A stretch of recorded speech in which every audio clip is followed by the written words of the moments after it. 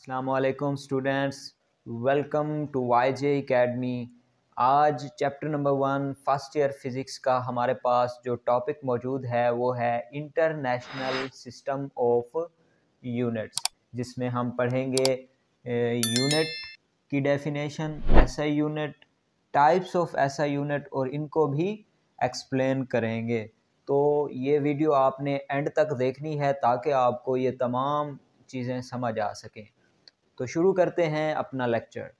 तो international system of units क्या है, मैं आपको सबसे पहले इसकी कुछ बैकग्राउंड नॉलेज देना चाहता हूँ कि पुराने वक्तों में 1960 से पहले जितने भी जो हमारे वेट्स और मेजरमेंट्स होती थी वो अंदाज़तन होती थी, या फिर इस तरह के लोगों ने कुछ इस तरह की चीज़ें जैसे पत्थर हो गया या कोई और चीज़ लकड़ी वगैरह बड़ी सी, वो उन्होंने एक स्टैंडर्ड बना रखा होता था। तो उसके लिहाज से वो चीज़ों को कंपेयर करते थे और तोला करते थे। जो यूनिट्स यूज़ हो रहे थे वो जैसे पाकिस्तान के अंदर शेर का लफ्ज़ इस्तेमाल किया जाता था, और जैसे यूरोप वगैरह थे वहाँ के ममालिक में पाउंड्स या फिर केजी का इस्तेमाल किया जाता था। तो 1960 में एक कमेटी ने ये फ़ैसला किया कि एक मुतफ़िक़ा यूनिट पूरी दुनिया के लिए होना चाहिए जिसकी मदद से लोग मेजरमेंट कर सकें। तो मेजरमेंट करने के लिए उन्होंने एक स्टैंडर्ड सेट किया जिसे हम इंटरनेशनल सिस्टम ऑफ यूनिट्स कहते हैं। स्टैंडर्ड का मतलब ऐसे समझ लें कि आप अगर किसी दुकानदार के पास मिसाल के तौर पे चीनी लेने जाते हैं, चीनी आप उसको बोलते हैं कि मुझे 1 केजी चीनी चाहिए, तो वो 1 किलो का जो पत्थर होता है वो एक स्टैंडर्ड पे रखता है और दूसरी तरफ जो है वो चीनी को तोलता है। तो दोनों को कंपेयर करता है, जब वज़न दोनों का बराबर हो जाता है तो वो उठा के चीनी आपको दे देता है। तो इससे क्या मालूम हुआ कि हमें अगर केजी वाला यूनिट पता ना होता तो हम कोई भी चीज़ इस्तेमाल ना कर सकते, ख़रीदने में दुश्वारी आती। इंटरनेशनल सिस्टम ऑफ यूनिट्स 1960 के अंदर इंटरनेशनल कमेटी की तरफ से दिया गया। तो शुरू करते हैं। पहला है हमारे पास कि यूनिट क्या होता है। यूनिट जनाब केजी वगैरह जैसे हमारे पास कोई तौलने के आलात होते हैं उनको हम यूनिट कहते हैं। मिसाल के तौर पे standard measure of quantity is called a unit. तो standard measure of quantity, quantity को तौलने का जो आला होता है उसे हम यूनिट कहते हैं। और ऐसा यूनिट क्या है? System international unit a set of definitions and standards to describe physical quantities are called SI unit. Physical quantities हम पहले पढ़ चुके हैं, जिनको हम मेजर कर सकते हैं उनको हम फिजिकल क्वांटिटी कहते हैं। तो उसके लिए इस फिजिकल क्वांटिटी को मेजर करने के लिए जो डेफिनेशंस दी गई, जो स्टैंडर्ड सेट किए गए, उनको हम एसआई यूनिट्स कहते हैं। तो इसकी एसआई यूनिट्स की 3 मेन टाइप्स हैं: बेस यूनिट्स, ड्राइव्ड यूनिट्स और सप्लीमेंट्री यूनिट्स। तो अब इनको हम मज़ीद डिस्कस कर। तो स्टूडेंट्स अभी हम देख रहे हैं types of SI units, base units and derived units. इनका डिफरेंस बहुत ही अहम है एग्ज़ाम पॉइंट ऑफ व्यू से।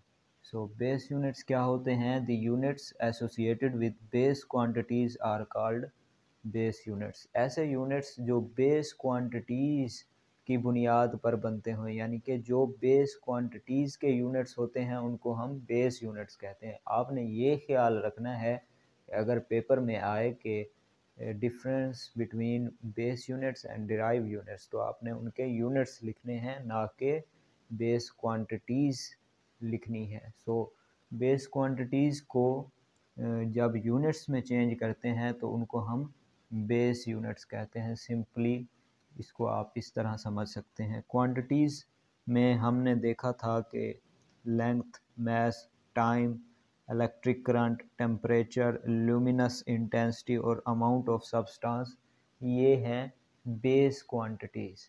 तो इनके जो यूनिट बनते हैं वो हैं लेंथ का यूनिट मीटर, और मास का केजी, टाइम का सेकंड, इलेक्ट्रिक करंट का एम्पेयर, टेम्परेचर का केल्विन, ल्यूमिनस इंटेंसिटी का, कैंडेला अमाउंट ऑफ सब्सटेंस मोल।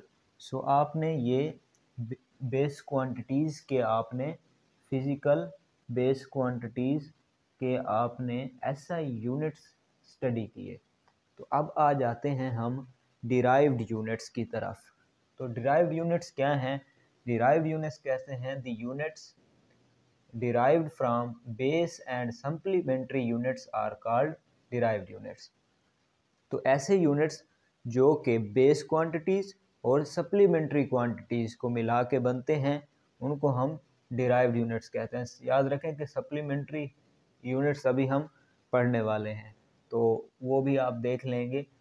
अभी आप फ़िलहाल ये समझ लें कि बेस क्वांटिटीज़ की बुनियाद पर या बेस यूनिट्स की बुनियाद पर जो हमारे पास यूनिट्स बनते हैं या बेस यूनिट्स को मिला के जो यूनिट बनते हैं उनको हम डिराइव्ड यूनिट्स कहते हैं। इनमें हमारे पास जो इनकी क्वांटिटीज़ हैं, मिसाल के तौर पे वेलोसिटी है, तो वेलोसिटी जो है इसका ऐसा यूनिट बनता है मीटर पर सेकेंड। मीटर देखें तो लेंथ का यूनिट मीटर है, पर सेकेंड मतलब सेकेंड, टाइम का यूनिट सेकेंड। तो ये लेंथ और टाइम के दो यूनिट मिलके एक ड्राइव्ड यूनिट बनाते हैं वेलोसिटी का मीटर पर सेकेंड। इसी तरह एक्सेलरेशन का जो ऐसा यूनिट बनता है मीटर पर सेकेंड स्क्वायर, वो भी लेंथ और टाइम के यूनिट्स को मिला के बेस यूनिट्स की बुनियाद पे ड्राइव्ड यूनिट्स बने हैं। तो इसके बाद हमारे पास है फोर्स। फोर्स जो है किलोग्राम मीटर पर सेकेंड स्क्वायर। किलोग्राम किसका यूनिट था? ये मैस का यूनिट किलोग्राम, लेंथ का मीटर, टाइम का सेकेंड। तो ये तीन यूनिट मिलके एक और यूनिट बना रहे हैं फोर्स का, किलोग्राम मीटर पर second square. So base units देख लिए, डिराइव्ड यूनिट्स देख लिए। अब हम देखते हैं कि सप्लीमेंट्री यूनिट्स कौन से होते हैं। स्टूडेंट्स, सप्लीमेंट्री यूनिट्स कौन से होते हैं? The units those are does not included in base and derived units are called supplementary units। तो साइंसदानों ने जब बेस यूनिट्स बनाए और डिराइव्ड यूनिट्स बनाए तो कुछ यूनिट्स ऐसे थे जो बच गए, जो उन्होंने ना बेस यूनिट्स में शामिल किए ना डिराइव्ड यूनिट्स में शामिल किए, तो उनको हम क्या कहते हैं? Supplementary units. सप्लीमेंट्री यूनिट्स की दो इकसाम हैं यहाँ पे, एक है रेडियन, दूसरी है स्टीरेडियन। इनको एक्सप्लेन करने से पहले मैं आपको जो है सर्कल और सफ़ेयर का डिफरेंस बता देता हूँ। सर्कल जो होता है वो टू डायमेंशन होता है, जैसे कि मैंने यहाँ पे ये बोर्ड के ऊपर बनाया है, ये बोर्ड के ऊपर जैसे बनाया है, ये भी एक किस्म का टू डायमेंशनल सर्कल है। या आप एक पेज लें, पेज को गोल काट लें और उसको जब देखेंगे तो एक एंगल उसका इस तरफ बनेगा, एक एंगल उसका इस तरफ बनेगा, तो वो टू डायमेंशनल होगा। ये सफ़ेयर होता है हमारे पास, जैसे कि यहाँ पे दिखाया हुआ है, ये बॉल की शक्ल में गोल होता है, इसकी 3D शेप होती है, इस तरह की 3D शेप होती है। तो 3D शेप में जो हम पढ़ेंगे वो स्टेरेडियन में पढ़ेंगे और सर्कल पढ़ेंगे हम इसमें रेडियन में। सो रेडियन में जो सर्कल पढ़ेंगे उसको हम पढ़ते हैं कि plane angle between two radii of circle which cut off on circumference an arc equal in length to radius।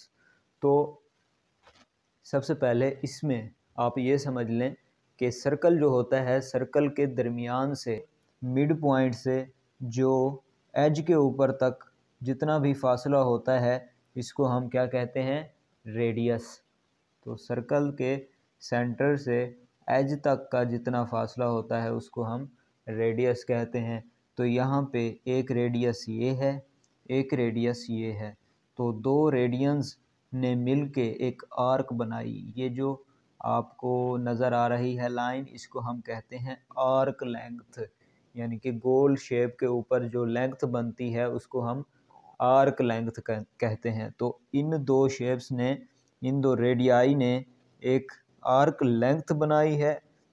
उस आर्क लेंथ की वजह से जो एंगल बना है उसको हम रेडियन कहते हैं। सो यही लिखा हुआ है कि plane angle between two radii of circle, circle के दो रेडियाई की वजह से जो प्लेन एंगल बन रहा है, cut off on circumference of on an arc equal in length to radius. तो सर्कमफेरेंस पे कट ऑफ करता है और एक आर्क लेंथ बनाता है जिसे हम क्या कहते हैं, आर, और ये जो एंगल बनता है इसको हम रेडियन कहते हैं। अब आ जाते हैं स्टीरेडियन पे। अब स्टीरेडियन क्या होता है, ये एक 3D एंगल होता है जो कि सफ़ेयर के सेंटर पे बनता है by an area of its sphere equal to square of radius. तो इसको समझते हैं कि समझ लें आपके पास एक बॉल मौजूद है, बॉल का एक कुछ किस्म का एरिया, जैसे ये दरमियान में से इस तरह का एरिया जहाँ पे मैंने शो किया है, ये निकल के बॉल के एंड के ऊपर आ रहा है, ठीक हो गया। इसका जो रेडियस बनेगा वो आर स्क्वायर बनेगा, क्योंकि ये एक 3D शेप है। 3D शेप है तो radius square of the radius बनेगा, ठीक हो गया। Steradian is the solid 3D angle subtended at the centre of sphere by an area of its sphere equal to square of radius. तो एक sphere के छोटे से एरिया की वजह से जो एंगल दरमियान में बन रहा है स्फीयर के, उसको हम क्या कहेंगे, स्टीरेडियन। सो ये एंगल कौन सा होता है, 3D एंगल होता है, सॉलिड 3D एंगल। ये आपने याद रखना है, ये बहुत इंपॉर्टेंट डिफरेंस है रेडियन और स्टीरेडियन का। सो आज का लेक्चर यहीं पे ख़त्म होता है। वीडियो को लाइक कर दें, शेयर कर दें, शुक्रिया।